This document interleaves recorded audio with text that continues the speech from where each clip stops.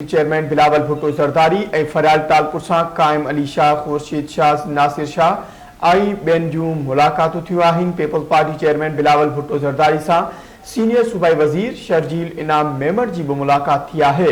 मुलाक़ात में Sharjeel Memon PP chairman खे ट्रांसपोर्ट ऐं इत्तलात खाते जी कारकर्दगी बाबति ब्रीफिंग ॾिनी आहे। Peoples Party chairman Bilawal Bhutto Zardari PP MPA Sohail Anwar Sial सां भी मुलाकात कई है। कराची का धरती टीवी जो चीफ रिपोर्टर शबीर लाशारी असा सलाइन ते मौजूद है। जी शबीर, आगा कजो, पीपी चेयरमैन सां मुख्तलिफ मुलाकातूं थियूं आहिनि, छा तफ़सील आहे?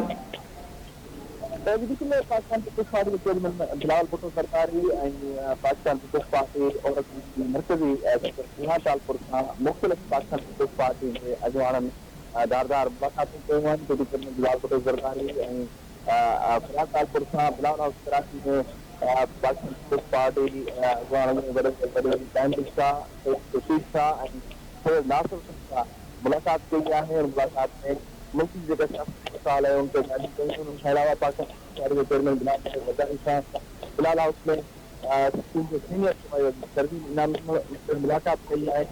मुलाक़ात दौरान सीनियर सूबाई वज़ीर शर्जील इनाम ट्रांसपोर्ट ऐं इत्तलात खाते जी जेका कारकर्दगी है उन बाबति चेयरमैन खे ब्रीफिंग ॾिनी है। उनके अलावा चेयरमैन बिलावल भुट्टो ज़रदारी सां